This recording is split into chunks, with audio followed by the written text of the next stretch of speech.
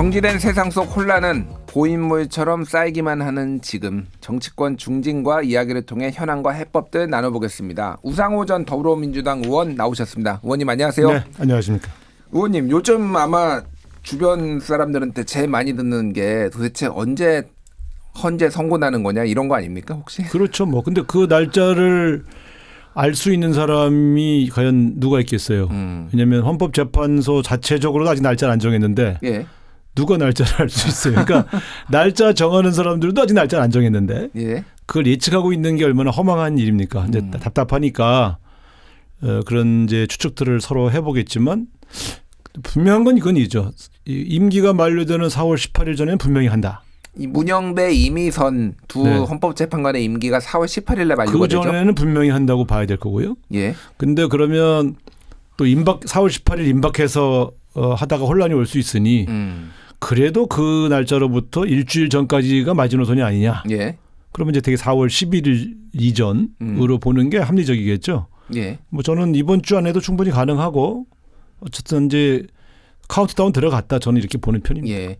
그 2016년, 2017년 당시에 이제 더불어민주당 원내대표를 하시고 이 네. 박근혜 대통령 탄핵과 관련해서 많은 이 당시에 새누리당과 협상도 하시고 그랬잖아요. 네네. 그러니까 그때하고 지금하고 분위기가 좀 많이 다른 것 같아요. 두 가지 점에서 다른데요. 하나는 그때는 이제 여야 간에 어쨌든 물밑대화가 많이 이루어졌고요.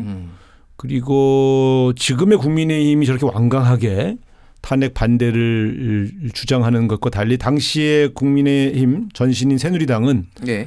12월 달에 당론으로 박근혜 대통령의 4월 퇴진, 6월 대선을 당론으로 결정한 바 있어요. 다시 말씀드리면 더 이상 대통령으로서 기능하기는 불가능하다는 판단을 당시 여당이 당론으로 결정한 적이 있단 말입니다. 예. 그걸 박근혜 대통령이 거부했어요.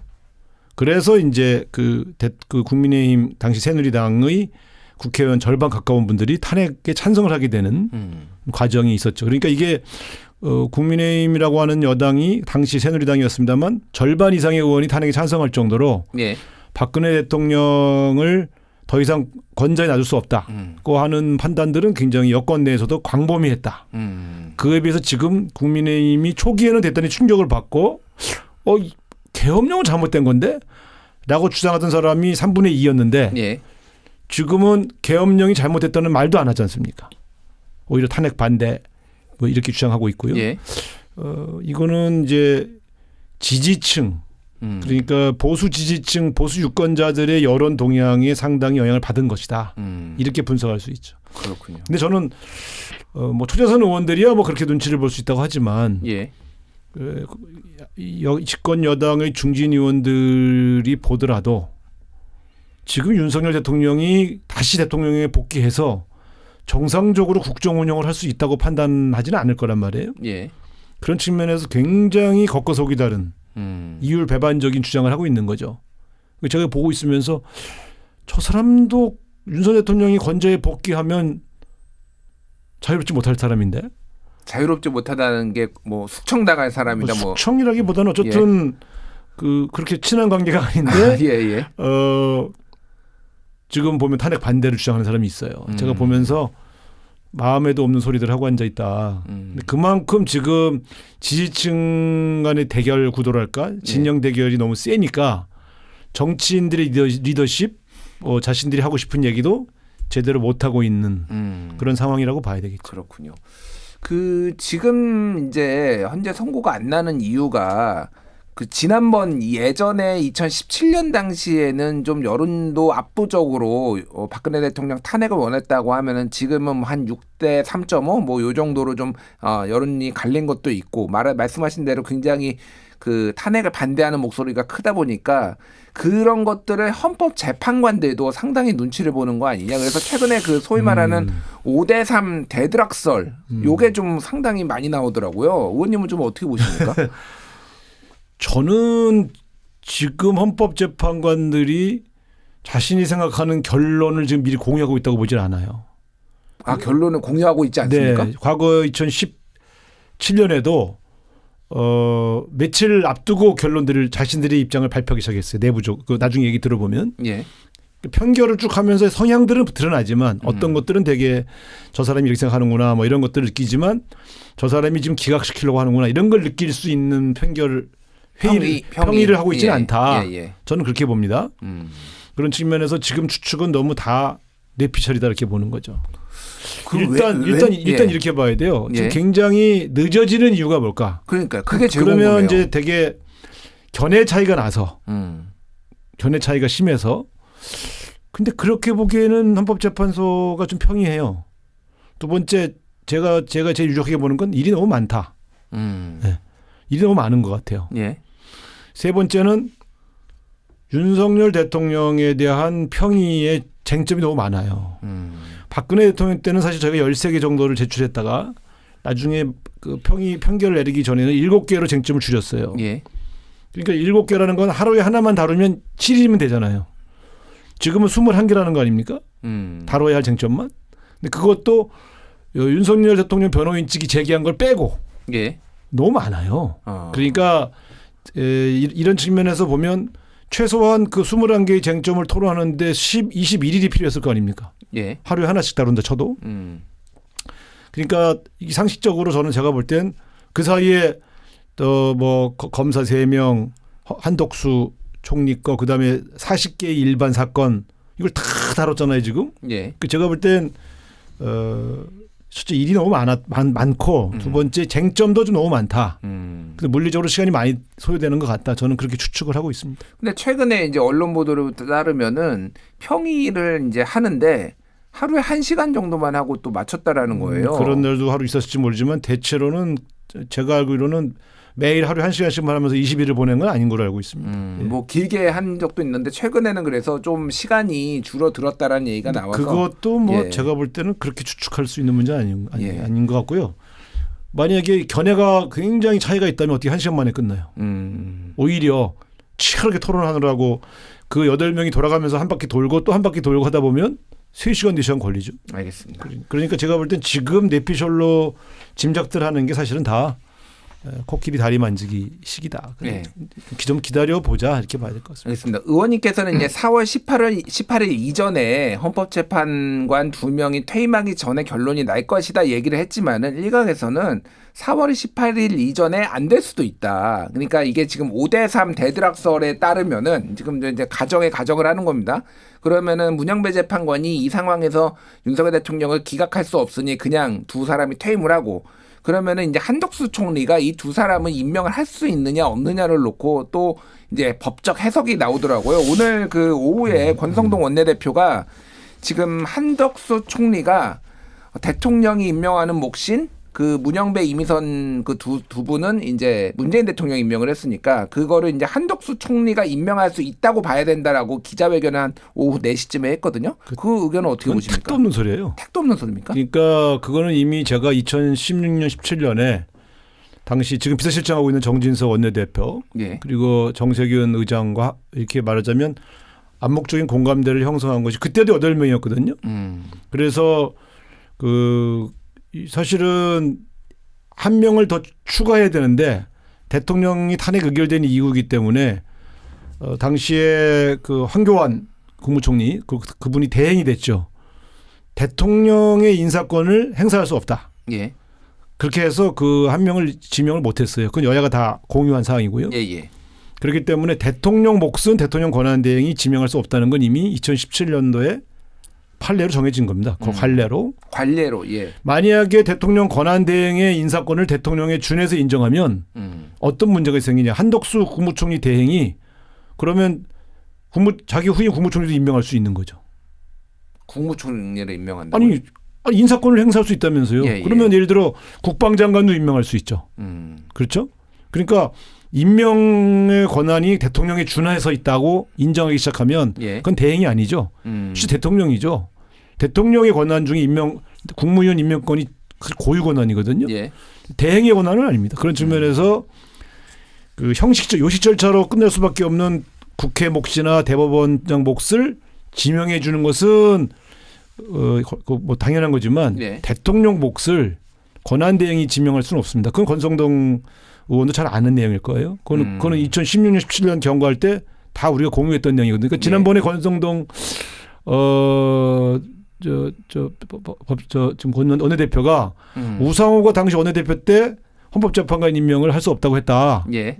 황교안 대행이. 그래서 국회 목도 안 된다 이렇게 얘기했을 때 제가 저 양반 거짓말하네. 그래서 그건 국회 몫이 아니라 대통령 몫이어서 안 된다고 그런 것이고 예.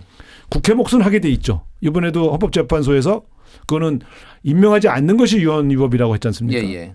대통령 몫은 할 수 없는 거죠. 그러니까 그때 대통령 몫은 안 된다고 얘기했던 거기 때문에 저는 일관성 있게 대통령 몫의 헌법재판관을 한덕수 총리가 권한대행으로서 지명할 수 없다. 예. 저는 그렇게 생각합니다. 알겠습니다.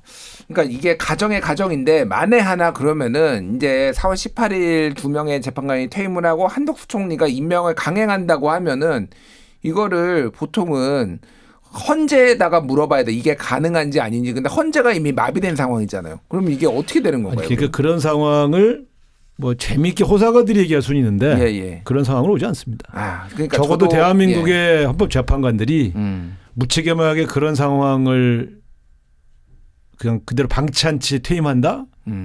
그럴 분들이 아닙니다. 그러니까 의원님이 보시기에도 그러니까 우원식 국회의장이 낸 권한쟁의 심판을 먼저 처리할 만큼 헌법재판소의 운영과 안정적인 운영 이런 것들을 헌법재판관들이 굉장히 우선적으로 본다 이렇게 보시는 거죠. 아니 그러니까 이런 거죠. 지금 당해 임기의 가장 중요한 사안을 결정하지 않고 간다는 건 헌법재판관들의 직무유기거든요. 예. 그렇기 때문에 지금 말씀하신 것처럼 5대 3이어서 못했다.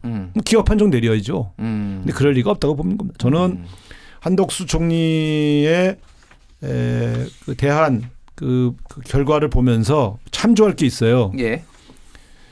한덕수 권한대행이 헌법재판관을 임명하지 아니한 것은 위헌 위법한 것이라는 것은 공의가 이루어진 거 아닙니까?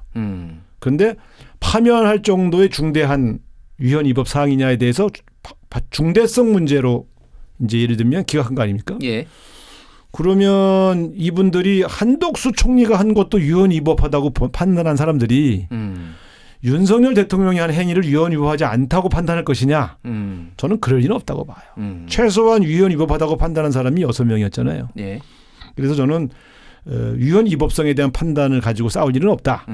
다만 파면에 이르게 할 정도의 중대한 사안이냐에 놓고 현해차가 있을 수 있다. 예. 근데 그건 아직 거기까지는 안 갔을 거다. 평의가. 그래서 너무 지금 5대 3이다. 무슨 뭐 대두락이다 해두락이다 이렇게 뭐 이런 거 있지 않습니까? 예. 재미있는 표현은 좋지만 국민을 불안하게 하는 뇌피셜들은 적어도 언론에서는 안 다뤘으면 좋겠다는 게 저의 생각입니다. 예, 저도 너무 불안해가지고 또 여쭤보지 않을 수가 없는데 민주당도 불안한 것 같아요. 지금 그래서 한덕수 권한대행한테 4월 1일 내일까지죠. 40역 헌법재판관 후보자를 임명하지 않으면 중대한 결심을 하겠다라는 게 이제 공식적으로 나왔고 그 중대한 결심이라는 게 결국은 한덕수 총리 지금 탄핵 아니냐 이런 얘기들이 지금 술술 나오고 있거든요. 그리고 근데 뭐 한번 탄핵됐다 기각된 사람이 탄핵한다는 말을 두려워하겠어요? 제가 볼 때는 뭐 압박도 안 될 것 같은데. 그런가요? 예. 그걸 겁이 나서 압박으로 지난번에 임명하지 않은 사람이 더군다나 기각돼가지고 다시 복귀한 사람이 임명하지 않으면 재탄핵한다 그럴 때 뭘 두려워하겠습니다. 그러니까 압박용으로는 좀 별로 이렇게 효과는 없을 것 같아요. 왜냐하면 헌법재판소에서 한번 탄핵 자체를 기각했기 때문에 재탄핵이 별로 무슨 실용성이랄까요? 시의성이 없어 보이는데요. 그런데 이제 민주당 특히 초선 의원들 중심으로 나오는 얘기는 한덕수 총리뿐만이 아니라 내각 상당수를 40역 재판관을 임명을 안 하면은 줄탄핵을 하자.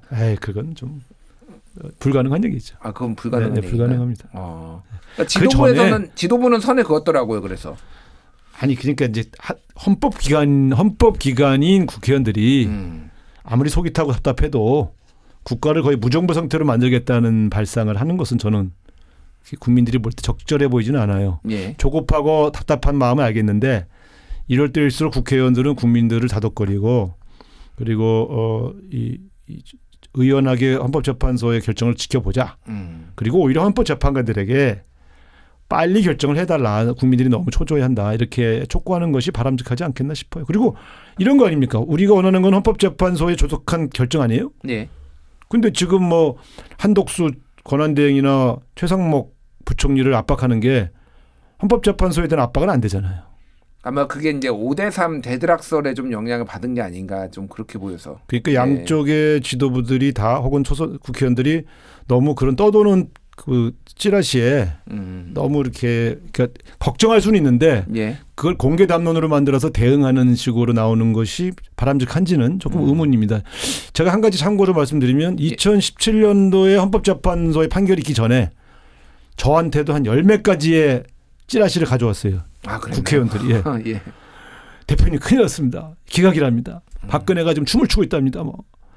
그리고 뭐 친박들이 지금 이미 저 복귀할 준비 다 끝났답니다. 뭐 이런 얘기를 전달하는 국회의원들이 한 10명 됐어요.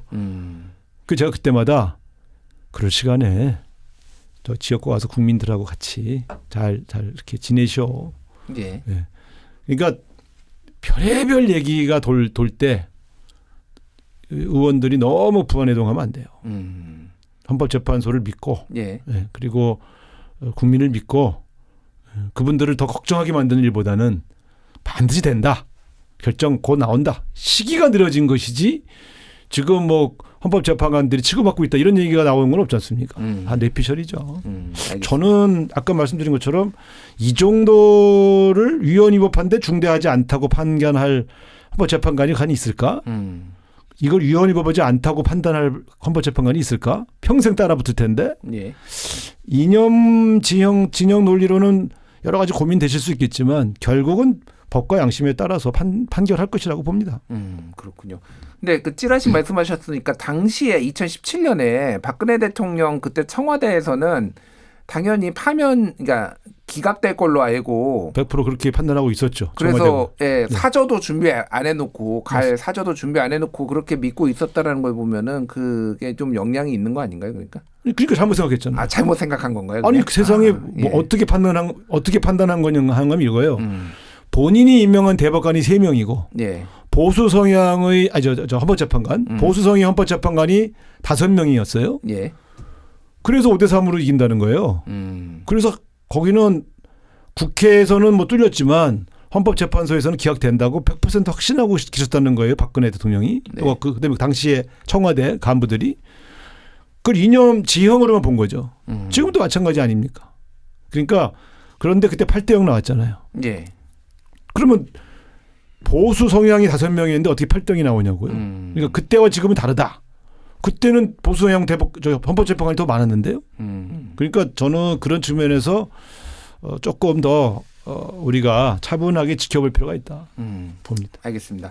저는 어떤 헌법재판관들이 이 방송을 들으실지 모르겠지만 국민들이 너무 지쳐가고 있거든요. 보수와 진보 막론하고. 예. 조금 뭐 힘드시겠지만 이제는 진짜 빨리 발표해 주실 필요가 있다고 봐요. 국가 혼란이 너무 장기화돼서. 그러니까 지금 양당에서 모두 예. 빨리 선거하라고 지금 양당에서 다 얘기하고 있더라고요. 그렇죠. 다 자신감이 있는 건가요, 혹시? 자신감이 아니라 이제 너무 다 지쳐가고 있는 거죠. 뭐. 예, 네. 그렇군요. 알겠습니다. 자, 화제를 바꿔서 지난주에 있었던 이재명 대표 공직선거법 2심 무죄가 나왔는데 이건 좀 어떻게 보셨는지 궁금합니다. 뭐 이건 사필 규정이죠. 어. 이 저처럼 정치 오래 한 사람들은 헌법 그러니까 소위 말하는 선거법 위반 재판을 하도 많이 경험합니다. 예. 동료 의원들이 경험을 통해서 알게 되기도 하고 여러 판례에 대한 연구도 하고 왜냐하면 우리가 선거 치를 때마다 선거법을 어기지 않으려면 그 이전에 어긴 사례들과 형량을 다 연구해야 되잖아요. 1심 재판이 이상했던 거예요. 그러니까 돈으로 표를 매수했다든가 예. 또 상대방 후보를 매수했다든가 뭐 이제 좀 단일화 하기 위해서 혹은 허위사실 유포죄를 하더라도 상대방을 아주 악의적으로 비방하면서 낙선시키려고 했다든가 또 자기에게 있는 아주 결정적 결함을 아주 감췄다든가 주로 학력, 재산, 병역 이런 거거든요. 예. 이런 경우에는 이제 의원직 상시정을 받은 사람들이 있어요. 학력을 속여서 뭐 재산을 많이 숨겨서 근데 TV 토론 과정에서 툭 나온 얘기를 이렇게 툭 던졌다고 해서 당선 무효형을 내린 사례는 제가 알기로 최근 몇십 년간 한 건이 없습니다. 이거 1심에서 징역형이라는 게 저는 너무 놀라가지고 예.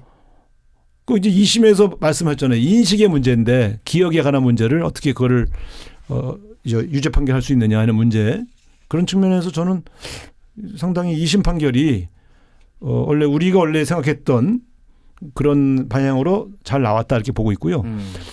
결론적으로 만약에 조기 대선이 진행된다고 하면 예. 이재명 대표를 계속 괴롭혀왔던 사법 리스크는 적어도 조기 대선이 있다고 전제하면 예. 완전히 거친 것이다. 저는 이렇게 봅니다. 그렇군요. 네.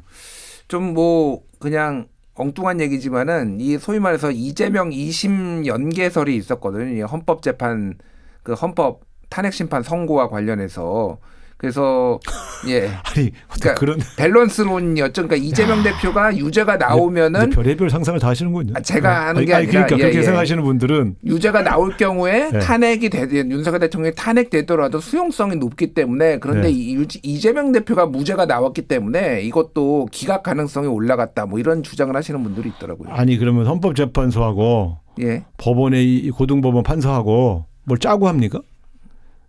그게 말이 됩니까? 그러니까 나는 이제 별의별 상상을 다 하는데 예.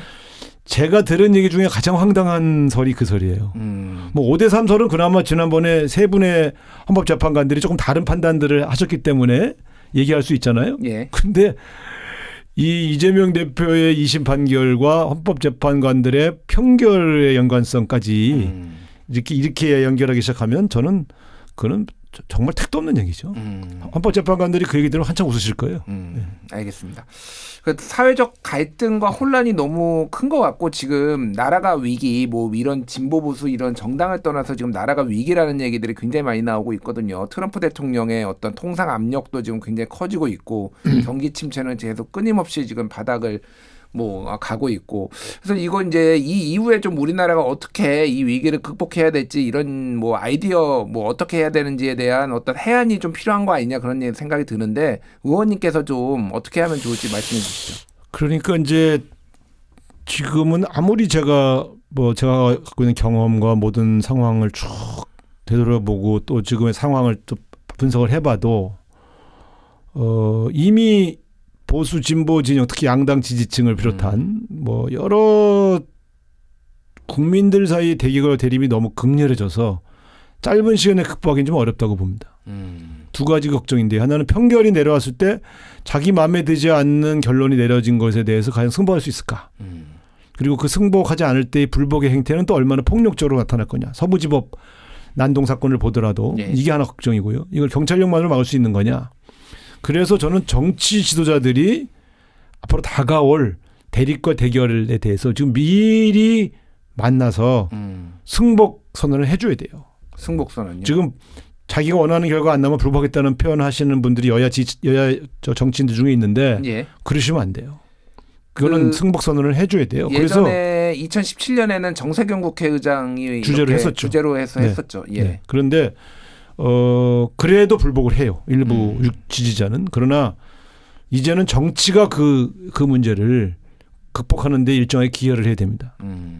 두 번째 왜 그런가 하면 만약에 이게 가령 탄핵이 인용되었다고 치었을 때 그다음에 올 대선이 평화적으로 치러지게 하기 위해서도 이거 굉장히 중요한 거예요.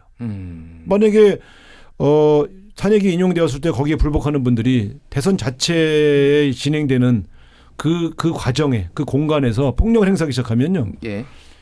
그러면 그 다음 대통령 선출에까지도 얼룩지잖아요. 이렇게 되면 대의민주주의의 위기가 올 수 있어요. 그래서 이거는 이 문제를 해결할 수 있는 건 정치 지도자들, 사회 지도층들이 예. 탄핵에 대한 결과가 나왔을 때에 빨리 합의를 해주고 일부 불만을 얘기하는 거는 그럴 수 있죠. 그러나 빨리 사회가 더 혼란에 빠지지 않게 하기 위한 그런 행보들을 해줘야 됩니다. 알겠습니다. 자, 마지막으로 지금 힘들어하는 국민들께 한 말씀만 해주시죠. 글쎄 저도 뭐 12월 3일 계엄령 선포 이후에 수개월간 한 번도 가지 않은 길을 우리 대한민국이 오면서 너무들 힘들고 지쳐 계신데 그래도 눈은 녹고 봄꽃은 피기 시작하지 않습니까? 네. 봄이 오고 있거든요. 그러니까 지금의 답답함과 이런 마음들을 조금 잘 진정시키면서 또 다른 준비를 하는 그런 지혜가 발휘됐으면 좋겠고요. 너무 오래 고생들 하셔서 저는 건강 잘 챙기셔야 된다고 이렇게 말씀드리고 싶습니다. 알겠습니다. 예, 우리 청취자분들한테도 크게 희망이 되는 얘기가 아니었나 그렇게 생각합니다. 예, 오늘 여기까지 하겠습니다. 지금까지 우상우 전 의원과 이야기 나눠봤습니다. 의원님 감사합니다. 네, 고맙습니다.